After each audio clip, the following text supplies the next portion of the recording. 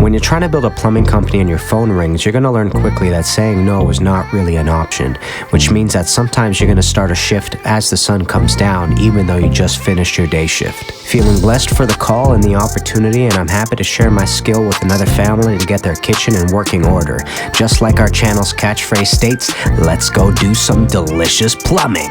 We were initially called in for a clog, but as you see here, the kitchen drain is also poorly designed. It actually has two trap-like features, with this upside-down Y, which is going to slow down flow significantly. So I let the homeowner know that I can rectify the clog, but the poor drain design might actually undo our hard work by clogging up again. So I was given permission to be able to redo the drain first and then snake it afterwards.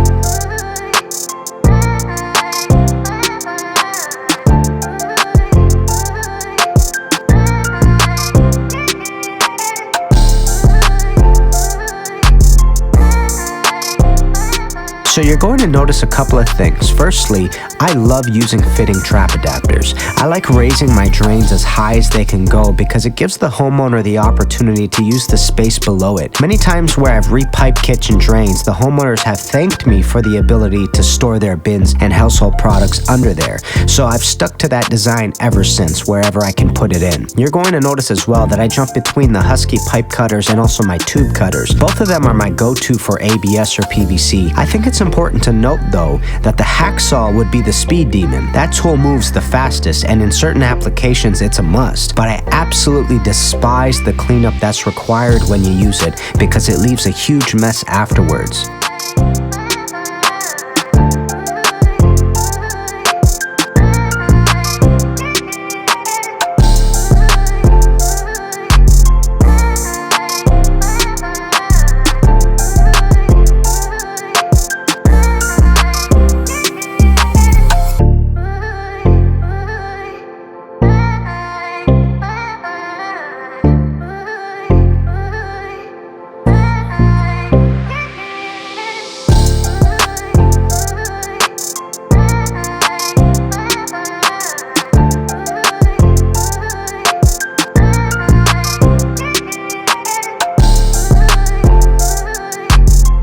What's really interesting about clogged drains is that they usually show other significant weaknesses like a leaky connection or a leaky joint. That's because many times a clogged drain will actually fill up all the way. This is called pressurizing the drain, so that all the joints and connections now have maximum water pressure. So if there's anything faulty whatsoever, water is going to find its way out. So it follows that upon a clog, many times a plumber will also have to make changes to the drain because weaknesses have been found. That's why when we go into inspection phases, one method of showing a drain to be sound to an inspector is by plugging and filling it up. We're able to get the weaknesses sorted out before the homeowner ever moves into the space.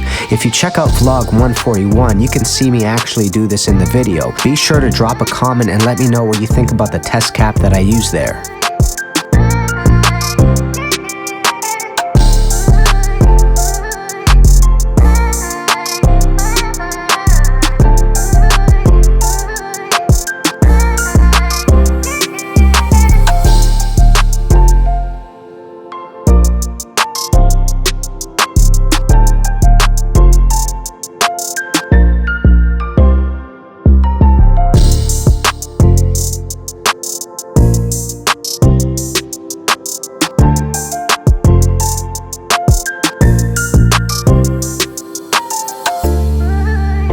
Now that the drain is functioning, I'm going to throw the water on to see how it holds and to see approximately how fast it fills up. Remember, we still have a clog to rectify, so by running the water and observing, we're also able to tell if it fills up quickly or slowly, which will also tell us how many coils we might be expecting to use in the next phase.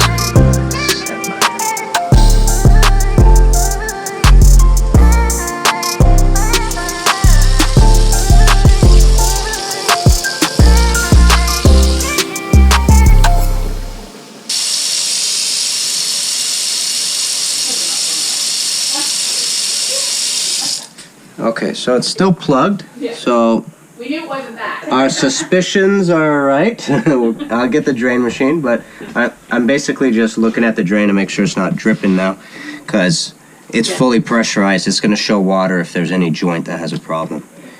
So far, looks good. It's a direct run. Hits the P-trap once, slows flow. You could catch debris. The sewage gas can't come back in. That's why we have a trap seal here. And we have a clean out here. This is what I'm going to send the snake in through. And I'm going to run the water continuously so that we wash it while I snake it. Okay. And that's it. Let me go get my machine, and we're good to go. So I gotta say off the bat, I've fallen in love with my Milwaukee drain machine, and every time I use it, I'm impressed with its ability to handle tough clogs. But I'm still getting to learn it more and more, and I keep noticing some clever features it has, like it's got a special slot at the front that you can actually slide your coil onto while fumbling to prepare your other coils. The biggest fear we have as plumbers is our coils flying into the drain and ending up somewhere where we can't actually extract it.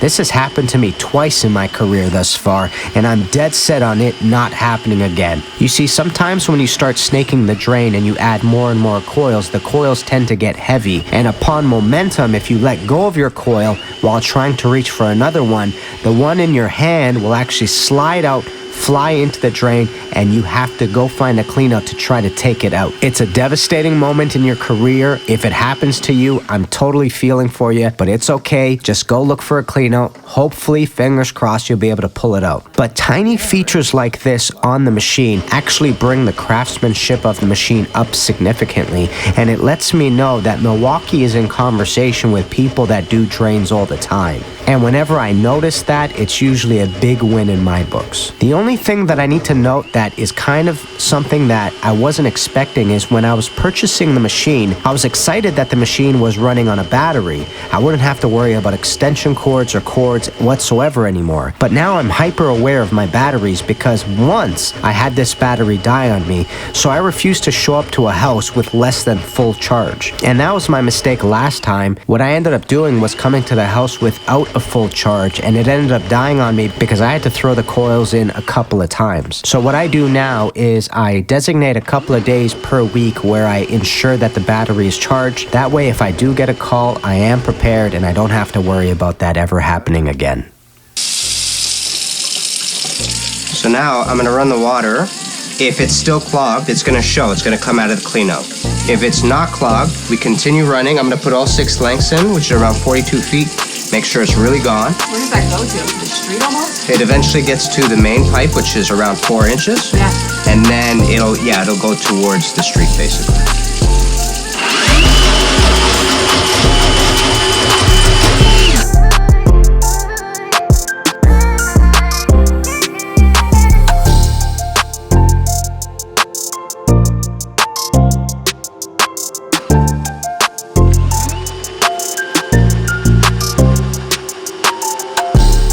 Peeps, if you're interested in learning plumbing theory from me, please check out my website, molotovplumbingacademy.com. There you'll find my plumbing math course, and I'm currently in the works of making a beginner's plumbing course as well. Links are in the description. Thanks for the support, and enjoy the rest of the vlog.